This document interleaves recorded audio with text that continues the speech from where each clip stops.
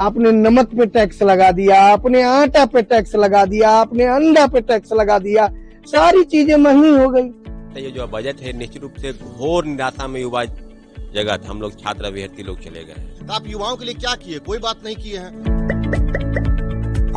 इस बजट की किसी ने तारीफ की तो किसी ने बेरोजगारों और किसानों के लिए बुरा बताया। हमने 6 शहरों में स्टूडेंट्स, होम मेकर, किसान और टैक्स पेयर से जाना कि इससे उनको कितनी राहत मिली। बजट से स्टूडेंट्स को क्या मिला ये जानने के लिए हम इलाहाबाद यूनिवर्सिटी के छात्रों से मिलने पहुंचे, जो 14 सितंबर 2022 से एक बार में 400% फीस बढ़ाए जाने के विरोध में धरने पर बैठे हैं। सरकार को जो बजट लेकर के आई है, अमीर और गरीब के बीच की जो खाई थी, उसको पाटने की किसी भी प्रकार की कोई कोशिश इस बजट में दिखाई नहीं दे रही है। जो बजट इन्होंने आज लाया है वो बजट तो शिक्षा और मजदूरों के एकदम विभिन्न खिलाफ है और हम लोग इसका विरोध करते हैं। पटना में कई महीनों से सरकारी नौकरी की तैयारी कर रहे और टीचर्स ट्रेनिंग कर चुके युवा प्रदर्शन कर रहे हैं और लाठियां भी खा रहे हैं। बजट पास हुआ है, उसमें युवा को क्या मिला है? जो भारत सरकार कहती है रोजगार की बात करती है, एकलव्य स्कूल है उसमें बात करते हैं हम शिक्षकों की नियुक्ति करेंगे। आप जब से सत्ता में आए हैं हम उनसे पूछना चाहते हैं, आप जितना भी केंद्रीय विद्यालय है उसमें कॉन्ट्रैक्चुअल टीचर की बहाली क्यों हो रही है? तो हम लोग का देखिए बजट से जो बिहार के जो युवा हैं या देश के भी युवा हैं, सबको ठगने का काम किया गया। बिहार में जो रोजगार के सृजन की बात आपने की थी, आपने कहा था कि हम 2 करोड़ नौकरी देंगे प्रत्येक वर्ष, तो 8 साल ये 9वें साल में चले गए, तो 8 दूना 16 करोड़ नौकरी का क्या हुआ? उसके बात आपने की नहीं। कहीं कोई उपाय छात्रों, युवा अभ्यर्थियों और युवाओं के लिए बिल्कुल नहीं है। इसके लिए इंडिया के नाम पर भी एक छलावा है। आपने नमक पे टैक्स लगा दिया, आपने आटा पे टैक्स लगा दिया, आपने अंडा पे टैक्स लगा दिया, सारी चीजें महंगी हो गई।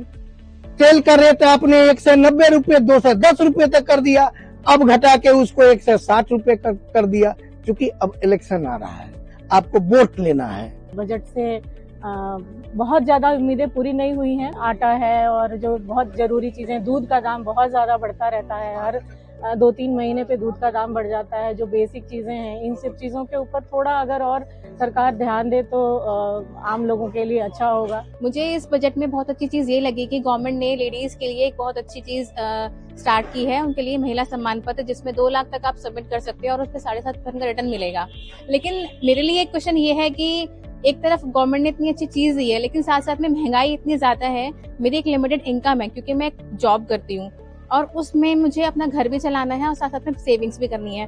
तो अगर थोड़ा सा अगर महंगाई की तरफ भी ध्यान दिया जाता तो हम उस चीज का भी बेनिफिट ले सकते थे। सरकार ने आम बजट के साथ रेलवे बजट भी जारी कर दिया है। इसको लेकर कई लोग नाखुश दिखाई दिए। जनरल क्लास चढ़ने के लायक नहीं है, स्लीपर क्लास कटल क्लास है। कटल मीन जानवर क्लास है वो, जिसमें एक आदमी सीट का बोनाफाइड पैसेंजर टॉयलेट तक नहीं जा सकता, हिल नहीं सकता। बजट ये उनका होता है जिनसे देश चलता है, यानी कुछ पूंजीपतियों के लिए। इनडायरेक्टली डायरेक्टली फायदा उन्हीं को होता है और लास्ट आदमी, आखिरी आदमी और लास्ट माइल तक जाने की सब नारे हैं। सबसे पहला तो ये है कि भाई साफ सुथरा नहीं रहता। अगर बाथरूम देखेंगे तो बाथरूम तो एकदम बहुत अनहाइजीनिक होता है और स्मेल आती रहती है पूरा टाइम। और दूसरा ये है कि अगर हम लोग वेटिंग लिस्ट वाला सबसे बड़ा सीन है कि मतलब हम लोग को जो वेटिंग लिस्ट है वो भी क्लियर नहीं होता जल्दी से, उसके लिए भी एक बनाया जाए कुछ उन लोग के लिए। और जो नया बजट आया है उसमें मुझे ऐसा कुछ दिखा नहीं अभी तक। इतनी महंगाई हो रही है आजकल, क्योंकि कुछ भी वो नहीं है। तेल भी महंगा है बहुत ज्यादा, यानी गैस भी महंगी हो चुकी है, यानी बेसन लेके, दाल लेके, आटा लेके, हर चीज महंगी होती जा रही है। इसमें हम कुछ नहीं कर पा रहे। इनकम भी हमारी इतनी नहीं है, पहले से बहुत कम। बच्चों के लिए कुछ टाइम नहीं दे पा रहे हम, नहीं तो कुछ खर्चे इतने कर पा रहे, नहीं तो कुछ भी।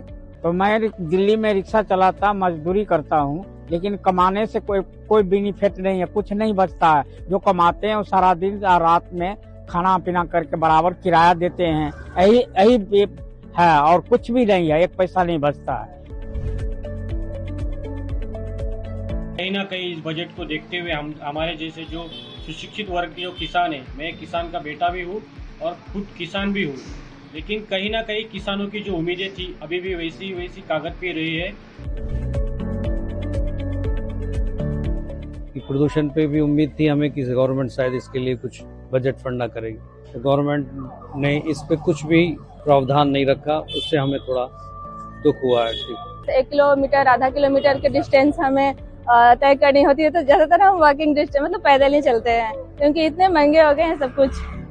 अचीविंग नहीं हो पाता है क्योंकि हम लोग रेंट पे रहते हैं, हम लोग का जो सैलरी होता है रेंट में चला जाता है, और दिल्ली का महंगाई ऐसे ही, रेंट सबसे ज्यादा महंगी है, खाने पीने की चीजों से ज्यादा रेंट महंगी है। नौकरी वाले के लिए तो और ज्यादा ही मुश्किल हो गया है।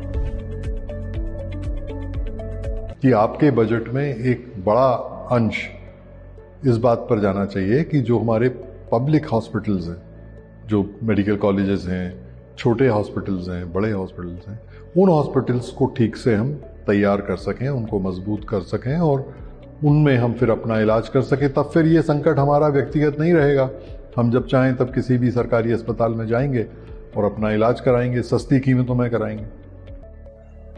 इस बजट में बहुत अपेक्षा थी कि कुछ दवाइयों के बारे में कम होंगी, कुछ दवाइयाँ सस्ती होंगी, कहीं कोई डिस्काउंट देता है, कहीं कोई नहीं देता है, कोई 10% देता है, कोई 15%, लेकिन बहुत महंगा सौदा है। और बजट में इस बारे में न कोई बात की गई है, इस क्षेत्र के बारे में शायद सोचा नहीं गया।